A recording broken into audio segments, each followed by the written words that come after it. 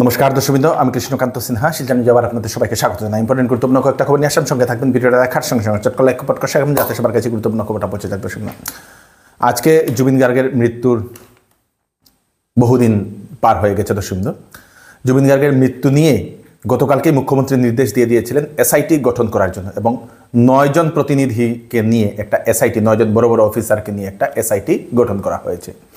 SIT গঠন করার সঙ্গে সঙ্গে এসআইটি তার জন্য তদন্ত শুরু করে দিয়েছে। দর্শকবৃন্দ, যেটা জানা গেছে যে এসআইটি যে শেখরজ্যোতি গোস্বামী, সেই শেখরজ্যোতি গোস্বামীর বাড়িতে সকাল সকাল গেছে, গিয়ে তারপরে সেখানে জিজ্ঞাসাবাদ করেছে। তারপরে সেই শেখরজ্যোতি গোস্বামী যে প্রথম অভিযুক্ত, সেই গোস্বামীকে, প্রথম ব্যক্তিকে গ্রেফতারও করেছে বলে সেটা জানা গেছে। দর্শকবৃন্দ, শেখরজ্যোতি গোস্বামীকে গ্রেফতারও করেছে। অপরদিকে শামকানু মহন্তকে, সেই শামকানু মহন্তকেও গ্রেফতার করার জন্য চলছিল। দর্শকবৃন্দ, সিদ্ধার্থ শর্মাকেও গ্রেফতার করার জন্য প্রচেষ্টা চলছিল, কিন্তু দুজনকে খুঁজে পাওয়া যাচ্ছিল না। হঠাৎ করে আজকে যেটা জানা গেল, শামকানু মহন্তের যে বাসভবন, সেই বাসভবনে এসআইটি অভিযান চালিয়েছে বলে সেটা জানা গেছে, বহু তথ্য উদ্ধারও করেছে। আজকে হঠাৎ করে বিকাল নাগাদ শামকানু মহন্ত কোনো এক অজ্ঞাত অপরিচিত অজ্ঞাত জায়গা থেকে ফেসবুক লাইভ করে এবং জনতার সামনে উনি স্পষ্টীকরণ দেন যে জুবিন গার্গকে ডেকে আমি কোনো পাপ করলাম না কি বলে, এরকম উনি প্রশ্নবোধক চিহ্ন দিয়ে উনি কথা বলেন, এবং উনি নির্দোষ, এবং সেই ন্যায়ালয়ের কাছে উনি সুরক্ষা চাইছেন। জনতার কাছে উনি সেই শামকানু মহন্ত মহাশয় উনি ন্যায়ের বিচার চাইছেন। জানা গেছে সেই এরকমই খবর এসেছিল যে শামকানু মহন্ত নাকি কোনো এক জায়গাতে এসে এয়ারপোর্টে কোনো ওয়েটিং রুমে আছেন বলে এরকমও খবর পাওয়া যাচ্ছিল আজকে। দর্শকবৃন্দ, আজকে তারপরে বিকাল নাগাদ জুবিনের অনুরাগীরা সবাই সিদ্ধার্থ শর্মা, যে জুবিনের যে ম্যানেজার, সেই ম্যানেজারের বাড়িতে গিয়ে সেখানে প্রতিবাদ সাব্যস্ত করেন। দর্শকবৃন্দ, প্রতিবাদ সাব্যস্ত করেন, এবং সেখানে এখন অবধি সেখানে একটা হুলস্থুলের একটা পরিবেশের সৃষ্টি হয়েছে। সেখানে পুলিশ, সিআরপিএফ বাহিনী সবাইকে মোতায়েন করা হয়েছে। সেই সিদ্ধার্থ শর্মাকে যেখান থেকে বের করে তাকে গ্রেফতার করার জন্য সেই দাবি করছেন জনতারা। দর্শকবৃন্দ, সেখানে এখন সেই চলছে অনেক সেই গণ্ডগোল। দর্শকবৃন্দ, দেখা গেছে বহু মানুষ সেখানে গেছেন, সেখানে গিয়ে আপনাদের সেই প্রতিবাদ সাব্যস্ত করেছেন আজকে। দর্শকবৃন্দ, মুখ্যমন্ত্রী ডক্টর হিমন্ত বিশ্ব শর্মা মহোদয় বলে দিয়েছেন, যদি এসআইটি যদি তদন্ত যদি ভালোভাবে না করে, এসআইটি তদন্ত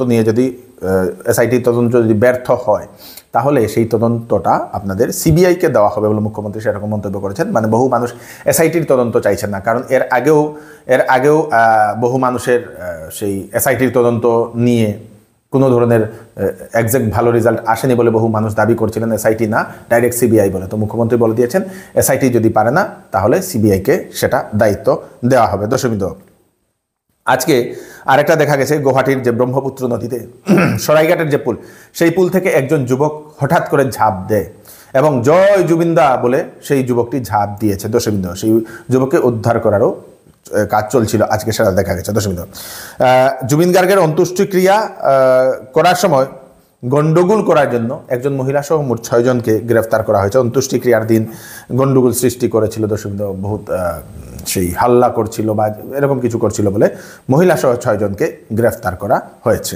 দর্শকবৃন্দ, এটা চাকরির খবর আমি আপনাদেরকে দিই। এসএসসি দিল্লি পুলিশ রিক্রুটমেন্ট 8854টা কনস্টেবল এবং হেড কনস্টেবলের পোস্ট। বয়স 18 থেকে 25 বছরের যারা, তারা আবেদন করতে পারবে। এজ রিল্যাক্সেশন হয়তো রুল অনুযায়ী থাকবে। দর্শকবৃন্দ, 12 পাস ওনারা আবেদন করতে পারবে। 12 পাস যাদের, লাইট মোটর ভেহিকেলের লাইসেন্স যাদের আছে, সেই লার্নার ছাড়া, তারাও আবেদন করতে পারবে। তারপরে এইচএমবি 12 পাস সেই হেভি মোটর ভেহিকেলের জন্য যারা, ওনারাও আবেদন করতে পারবে। দর্শকবৃন্দ, তারপরে হায়ার সেকেন্ডারি সায়েন্স যারা পাস করেছে, তারাও আবেদন, সায়েন্স এবং কমার্স নিয়ে যারা পাস করেছে তারাও আবেদন করতে পারবে। দর্শকবৃন্দ, তো অনেকগুলো পোস্ট আছে, 8800 দর্শকবৃন্দ, 8800 বলে সেটা জানা গেছে, 8854টি পোস্ট। তো আপনারা আবেদন করতে পারেন। অনেক ধরনের কোয়ালিফিকেশন আছে। আপনারা একবার সেই ওয়েবসাইটে গিয়ে, সেই এসএসসির ওয়েবসাইটে গিয়ে আপনারা একবার দেখে নিন। আবেদনের লাস্ট ডেট হচ্ছে 15 অক্টোবর 2025 ইংরেজি। দর্শকবৃন্দ, গতকালকে আমাদের কাছাড় জেলার বাংলাঘাট, যেটা সেই রামনগর যে বাংলাঘাট, সেখানে একটা বৃহৎ বড় একটা চুরির ঘটনা ঘটেছে। দর্শকবৃন্দ, সুব্রত পাল মহাশয়ের বাড়িতে, সেটা হচ্ছে কালীবাড়ি লেন, সে বাংলাঘাট কালীবাড়ি লেনে বাড়ি। সুব্রত পালের স্ত্রী ওনার পরিবারকে নিয়ে পুজোর জন্য শপিং করতে গিয়েছিলেন, এবং রাত্রিবেলা এসে ঘরে দেখেন ঘরের তালা ভাঙ্গা, এবং সেই চোর ঢুকে সমস্ত কিছু সোনা গয়না বাড়িতে যা যা ছিল সব কিছু নিয়ে যায় দর্শকবৃন্দ। ঘরের ভিতরে ছিল আপনাদের সোনা প্রায় 20 ভরির মতো সোনার গয়না দর্শকবৃন্দ, যাতে শাখা দুটা ছিল, বালা দুটা ছিল, চূড় দুটা ছিল, নেকলেসও 2 ধরনের নেকলেস ছিল আপনাদের, দুটা কানের টপ 4 জোড়া সহ অন্যান্য সোনার গয়না যেগুলো সব কিছু চোর চুরি করে নিয়ে গেছে দর্শকবৃন্দ। তো আপনারা একটু সতর্ক থাকবেন, পুজোর শপিং করতে গিয়ে একটু সতর্ক থাকবেন। গতকালকে আমাদের শিলচরের বিবেকানন্দ রোডের 10 নম্বর গলিরও একটা ভিডিও এরকম সামনে আসে, আবার সেই উলঙ্গ গায়ের চুরকে দেখা গেছে দর্শকবৃন্দ। গতকালকে তার সিসিটিভি ফুটেজও বেরিয়েছে। তো আপনারাও একটু সতর্ক থাকবেন, শহরে পুজোর জন্য যাচ্ছেন কেনাকাটা করতে বা এরকম কিছু, তার সতর্ক থাকবেন।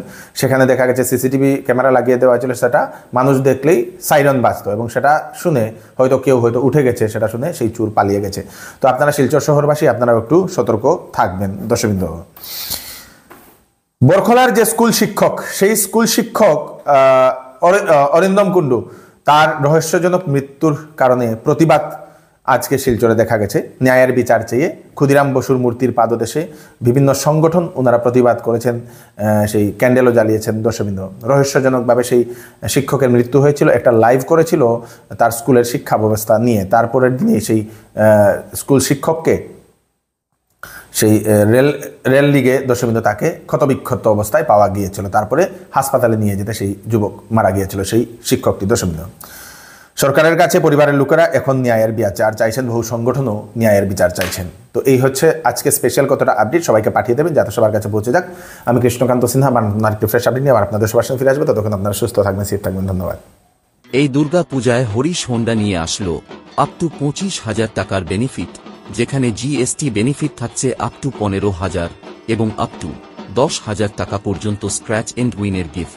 তার সাথে থাকছে ফিন্যান্স এবং এক্সচেঞ্জ গিফট ও 2টি ফ্রি হেলমেট। এই পুজোর অফারগুলো রয়েছে সীমিত সময়ের জন্য, তাই আজই চলে আসুন হরিশ হোন্ডা শোরুমে ও নিয়ে যান আপনার পছন্দের স্কুটার বা মোটরসাইকেল। অফার অফার অফার, এবার দুর্গাপুজোতে চৌধুরী টেক্সটাইল দিচ্ছে বাম্পার অফার। ফ্যান্সি কাপড়ে ফ্ল্যাট 20% ডিসকাউন্ট। তাছাড়া 7,999 টাকার কেনাকাটা করলে পাবেন গিফট, 14,999 টাকার কেনাকাটা করলে পাবেন গিফট, 24,999 টাকার কেনাকাটা করলে পাবেন গিফট। 10 দিনের বিক্রিত মাল পছন্দ না হলে আপনারা ফেরতও নিতে পারেন। তাড়াতাড়ি করুন, চৌধুরী টেক্সটাইল, ফাটক বাজার, গলি নম্বর 2, শিলচর। আসন্ন শারদীয় দুর্গাপূজা উপলক্ষে শ্যামসুন্দর জুয়েলার্স নিয়ে এলো হলমার্কযুক্ত সোনার গহনার মজুরির উপর 40% পর্যন্ত ছাড় এবং হীরার গহনার মূল্যের উপর 20% ছাড়। সঙ্গে পাচ্ছেন পুরাতন সোনার পরিবর্তে HUID যুক্ত হলমার্ক গহনা নেওয়ার বিশেষ সুযোগ। তাই আজই দেরি না করে চলে আসুন Shyamsundar jewellers, central road, Silchar.